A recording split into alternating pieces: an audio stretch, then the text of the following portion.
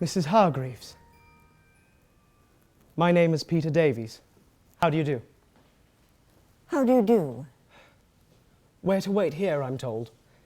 It'll only be a few minutes until everyone's gathered, and then Charles will introduce me and I'll introduce you. You're to make some remarks and I understand. This is a pleasure, ma'am. You were going to say honor, but you thought it unduly reverential. It is challenging to know which note to strike with me. Do you honor him in the book through me?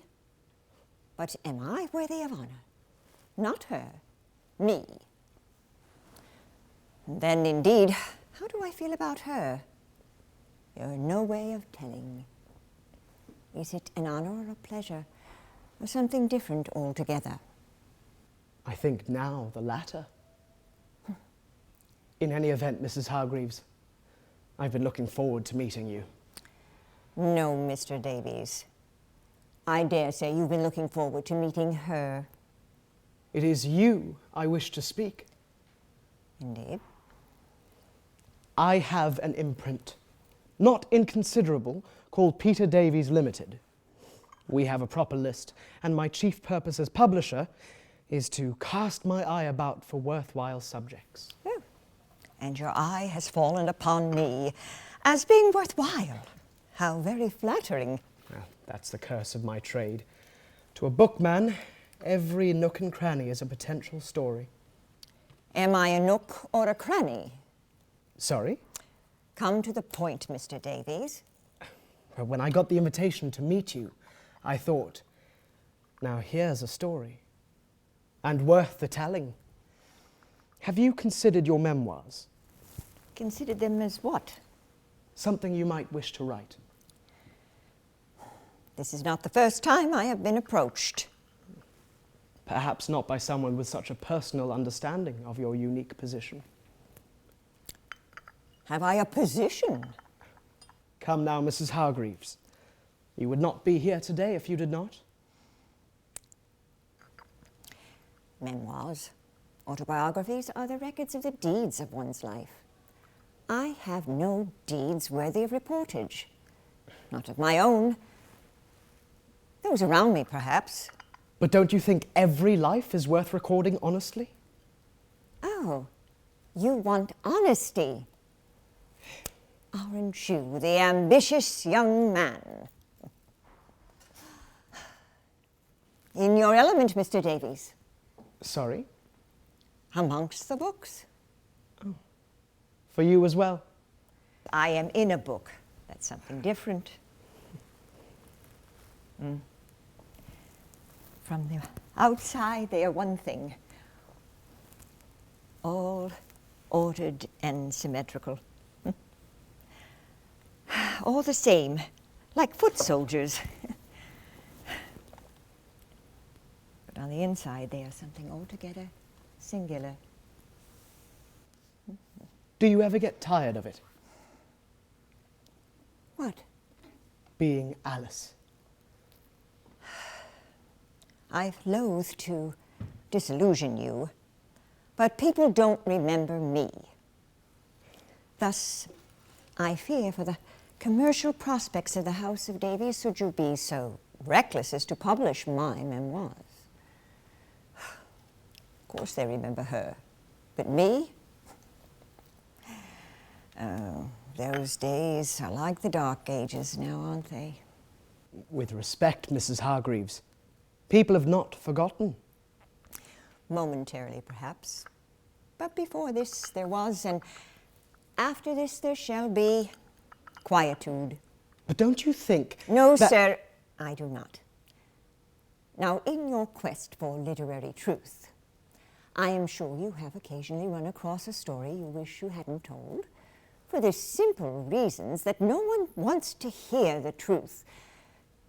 When it runs contrariwise, as he would say, to the comfortable assumptions that we hold so dear. That is the burden of truth now, isn't it? Yes, but... Ah, here's the burden. The only reason why anyone remembers me now as Alice in Wonderland is because I decided to sell my handwritten manuscript of the book. That act brought me back into the public eye. But do you know why I had to sell my manuscript? Because I needed the money to heat my house, Mr. Davies. Now, is that the Alice people want to know? Or is it just possible they would rather remember the little blonde girl in the dress, eternally inquisitive, impossibly bold, never changing and never growing old? But we all grow old. That's the story of our lives. The one immutable, the one inescapable, the crocodile in the lagoon, the iceberg on the horizon. Death just around the corner. Tick, tick, tick. I'm grasping now, but... What's your name? Peter Davies, ma'am. All of it. Peter Llewellyn Davies. Peter Pan? There were 5 of us. Well, this is rich. I suppose so. And a bit bizarre. Were you planning on telling me? No, actually, I wasn't. Well, of course not. How could you be but not who you are? And how can you? Alice in Wonderland and Peter Pan. We're practically our own children's book department. There were 5 of you. 5 boys, yes. 5 brothers. And there were 3 sisters? Yes, we 3 Liddell girls, back in Oxford. But you're Alice. And you're Peter. But then again, what's in a name? What isn't? For me, it has been a wholly happy connection. When people find out, they always smile. For they're bringing with them so many associations with them. First time hearing the story, first time reading the book, then telling it to their own children. I see the pictures behind those smiles of recognition. The White Rabbit, the Mad Hatter, the Cheshire Cat. I think they smile because what they're really remembering is themselves as children. And for that moment, I see the wonder returning to them. When I look back at my life, I feel I was given a gift by Mr. Dodgson. Out of everyone, there is only one Alice. He made me special. And that uniqueness has given me a lifetime of people looking back at me with a growing smile, remembering their better selves when they were new and life was before them. And all they needed to get through was a little courage, a little imagination, and a little bottle labeled "Drink Me." Lovely words. But we know better, though. Do we? I think so. You're presumptuous. The truth isn't so easy. Ah, there's the truth again. Let me tell you the rest of the story. And you tell me. So yes, the smile of recognition, all the associations coming back, the first time they saw the play, the first time they read the book. Peter and Wendy, Neverland, Captain Hook, Tinkerbell. But a second after those happy memories comes this look of confusion and doubt. And then this in their eyes.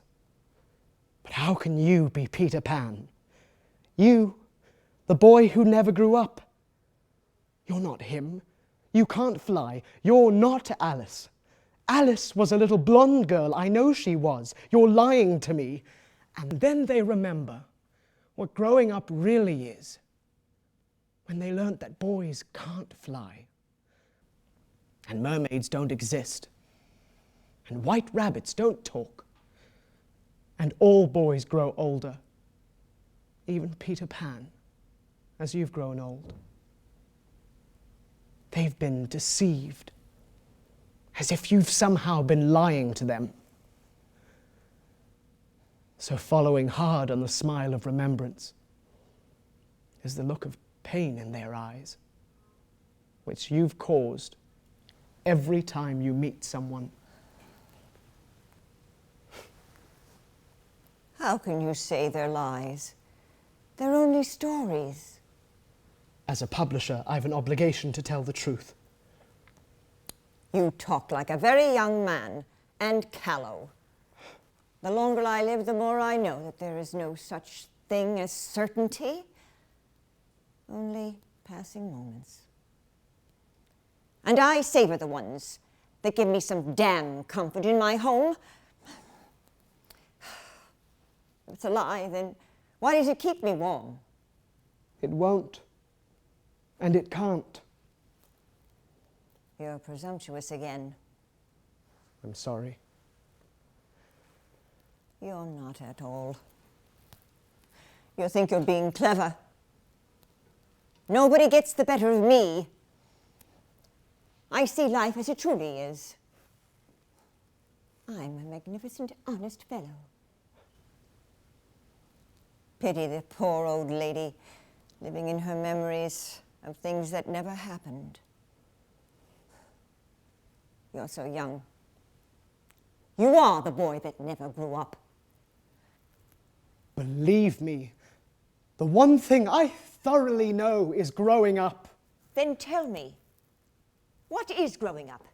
Specifically. Precisely. Well, I don't know that I can... It's the one thing you thoroughly know. Well, it's complicated. Is it? I wouldn't know where to start. Is it the time you realized your parents were imperfect? When you got your first long trousers? Going to school, saying hello, saying goodbye. Your heart opens, it breaks, it heals, it breaks again. Which is it? When you realize what life is. Too vague. You're after the truth, aren't you? You're a publisher, after all. Do you ever look back on your life? As rarely as possible. Will you try? Why should I? To help me understand. We can swap a truth for a truth. I'm not sure I trust you. Who but me? Peter and Alice. Alice, Alice, where have you gone? Are you hiding, Queen Alice? That's how it begins. A harmless fairy tale to pass the hours.